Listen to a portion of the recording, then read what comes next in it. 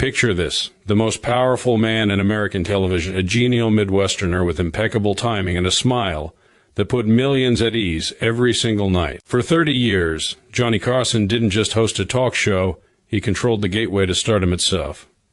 One perfectly timed joke on his couch could transform a struggling comedian into a household name by morning. One comfortable conversation could resurrect a fading career or launch a film into box office gold. But here's what most people never understood about Johnny Carson.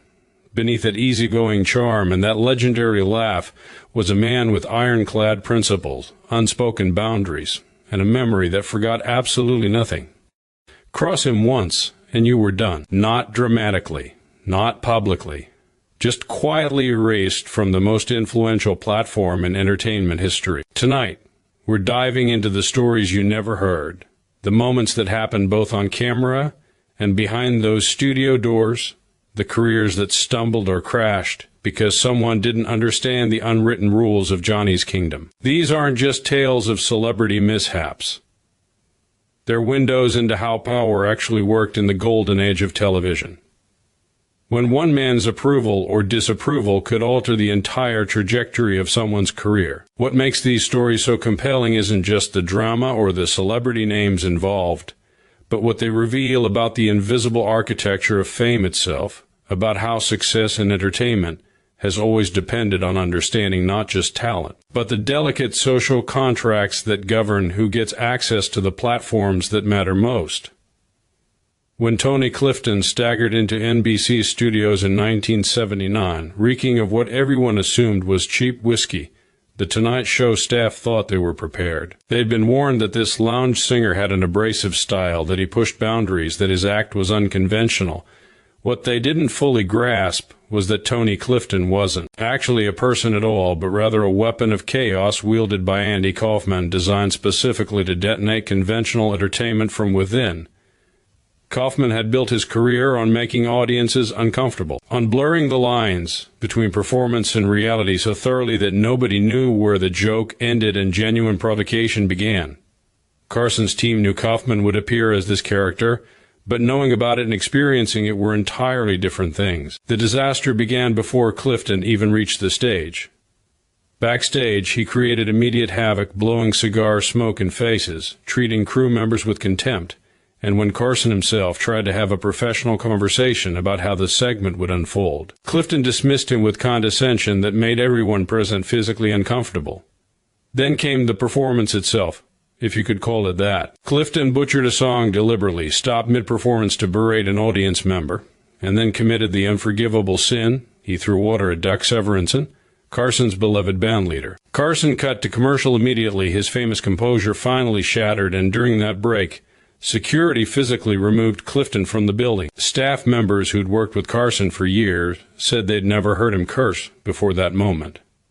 But when Clifton was being carried out, still screaming in character, Carson made it absolutely clear that this person would never set foot in his studio again. The ban extended beyond just the character, creating new protocols for how unconventional performers would be vetted going forward. The incident became legendary within NBC, a cautionary tale told to new staff members and guests alike about what happened when someone mistook Carson's professionalism for weakness or his politeness for permission to disrespect the institution he'd built. Madonna arrived at The Tonight Show in 1987 at the absolute peak of her powers.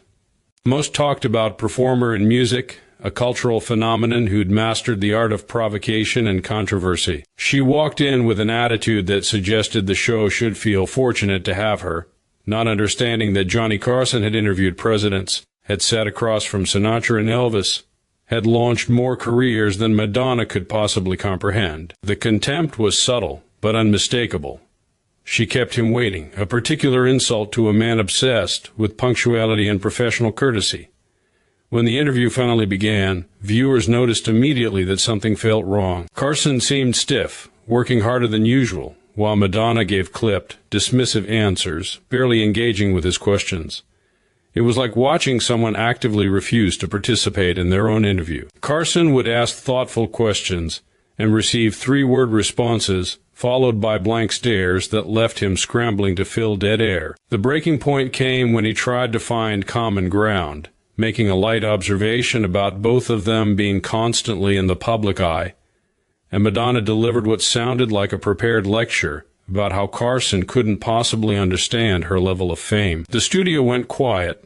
Here was someone telling Johnny Carson, who'd been America's nightly companion for decades, that he didn't understand celebrity. Carson finished the interview with perfect professionalism, but backstage his sarcastic comment to producers made his feelings unmistakable. Madonna never received another invitation during his tenure, not through any public announcement, but through the quiet, permanent type of Hollywood rejection that everyone in the industry immediately understood. What's particularly telling about this incident is how it reflected a generational clash, a moment when the old guard of show business professionalism collided with a new era of celebrity that prioritized image and attitude over the traditional courtesies that had governed entertainment for decades. Robert Blake came to The Tonight Show in 1981 carrying visible anger like a weight on his shoulders, radiating an intensity that made staff members uncomfortable from the moment he arrived. What should have been routine promotion for his new film instead became an exercise in watching someone actively antagonize the most important talk show host in America. Blake didn't want to engage in light conversation or tell amusing anecdotes. He wanted to air grievances about Hollywood, about how actors were exploited, about the indignities of the promotional circuit. When Carson tried to redirect toward safer topics, Blake cut him off, delivering the kind of line you simply didn't say on Carson's show. "Let me finish. You get to talk every night." The studio audience felt the tension immediately, that uncomfortable silence when everyone realizes they're witnessing something going wrong in real time. Carson maintained his composure with that tight smile that his longtime staff recognized as genuine anger barely contained. He completed the segment professionally because that's what Carson did, but backstage the message was simple and final: no return engagement necessary. What made Blake's ban particularly significant was timing. His television series had ended. He was trying to transition to film, and The Tonight Show represented the single most effective promotional platform available. Being shut out at that crucial moment limited his visibility in ways that may have impacted his entire career trajectory. Years later, staff members who'd been present for that appearance noted that Blake's combative darkness during the interview seemed almost prophetic given his subsequent legal troubles, as if Carson's famous instincts had detected something deeply wrong. The incident demonstrated Carson's remarkable ability to read people, to sense when someone's behavior wasn't just difficult but indicated something more troubling beneath the surface. Truman Capote had been a Tonight Show favorite for years, delivering the kind of literary wit and insider gossip that made for compelling television. His final appearance in 1975 presented Carson with a genuine dilemma that revealed both his professionalism and his limits. Capote arrived obviously intoxicated, slurring words, movements uncoordinated, and there was serious debate among producers about whether to cancel the segment entirely. Carson made the decision to proceed, believing he could guide Capote through it. And what followed was a masterclass in damage control, as Carson essentially conducted both sides of the interview, picking up fragments of Capote's disjointed responses and spinning them into coherent questions, completing thoughts when Capote trailed off, making it seem like an actual conversation was happening. The real problem emerged when Capote began making indiscreet allegations about other celebrities, unverifiable accusations that created legal dangers. Carson smoothly changed subjects, but Capote kept returning to the gossip, and eventually Carson gave the signal to end the segment early, something that almost never happened with a major guest. Unlike others on this list, Capote wasn't permanently banned. Carson recognized the difference between someone consistently difficult and a talented person having a terrible night.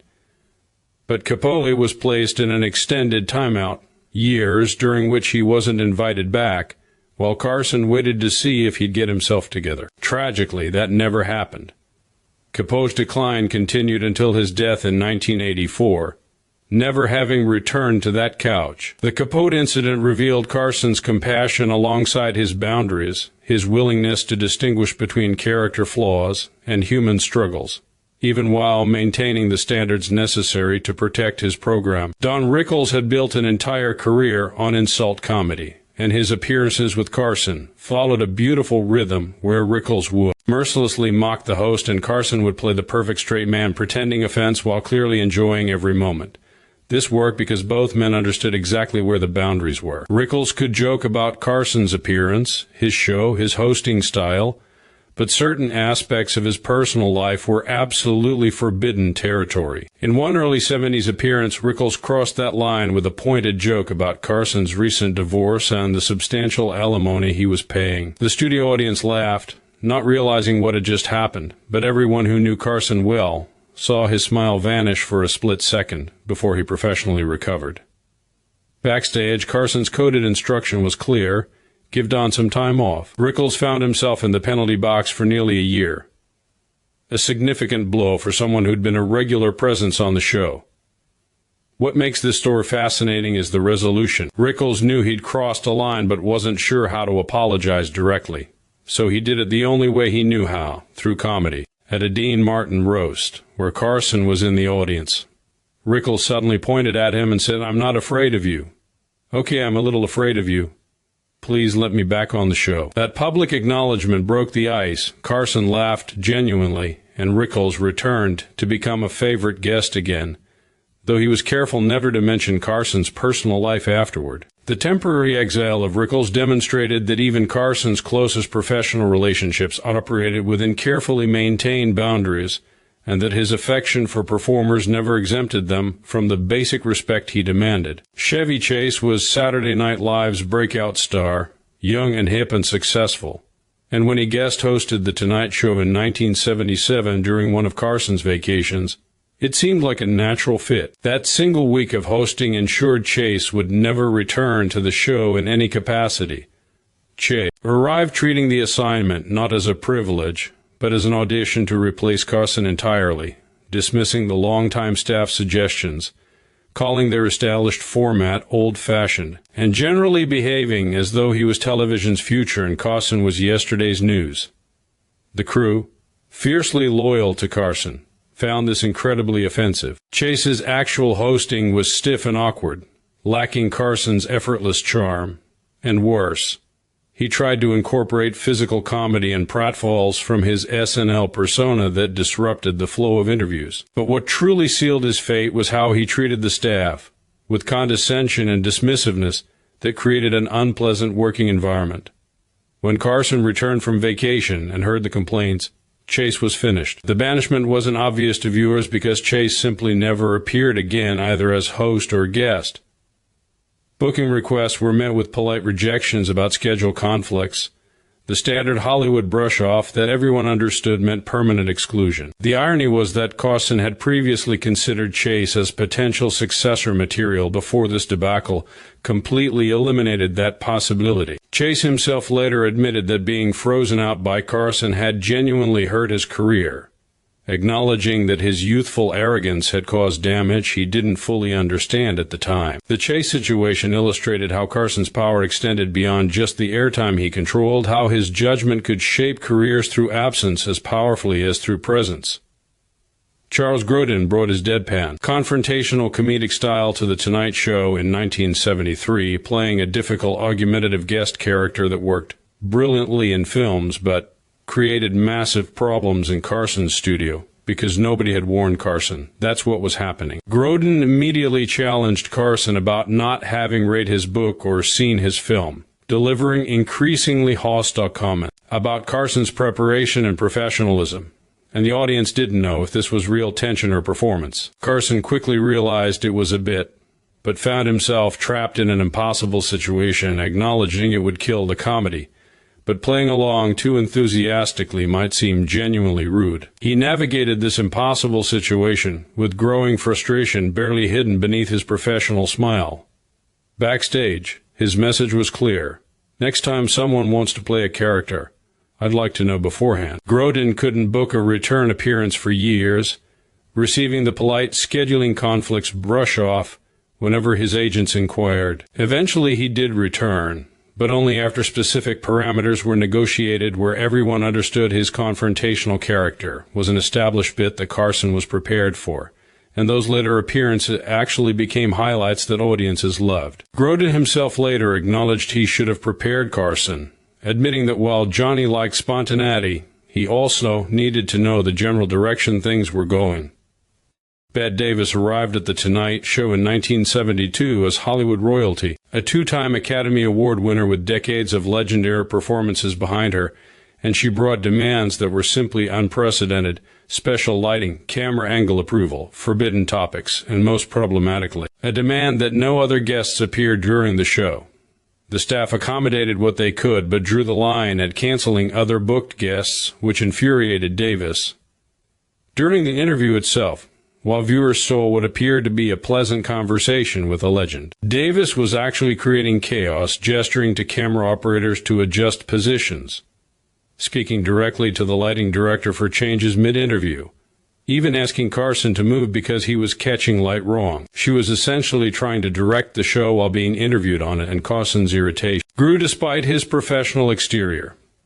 During a commercial break, Davis suggested changes for when they returned, and Carson firmly responded that this was how they did the show, offering to end the interview if that didn't work for her. She completed the segment professionally, but afterward Carson made clear that it was quite enough of Miss Davis. What made her case unique wasn't diva behavior alone, which the show had accommodated before, but specifically her attempt to control the production itself, to direct Carson's program while being a guest on it. Carson had enormous respect for Davis as an actress, but once she started telling camera operators where to stand during the actual broadcast, she'd crossed a line that even Hollywood royalty couldn't cross. These 8 stories reveal the hidden machinery of power during television's golden age, when one man's approval could create stars overnight, and his quiet disapproval could close doors permanently. Johnny Carson projected warmth and accessibility to millions of viewers every night.